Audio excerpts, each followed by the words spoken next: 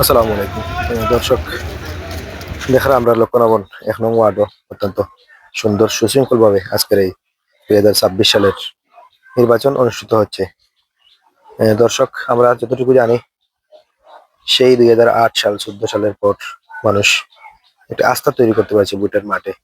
যেহেতু আমরা বুঝতে পারছি যে তাকেই আমরা ভোট দেই, সেই ভোটটি আমাদের নির্দিষ্ট জায়গায় থাকবে এবং সেই যার দিকে এই ভোটের পাল্লা বাড়ি থাকবে সেই দিকেই বিজয়ী হবে। যাতে আমাদের ভোটটা সঠিকভাবে দিয়ে এটা আস্থা তৈরি হয় আমাদের সকল মানুষের মধ্যে যে আমার ভোটটা কাজে লাগছে। বিগত সময় তো সেই ভোট আমরা দিতাম, কিন্তু বুঝতাম না যে কে পাশ করবো কে ফেল করবে।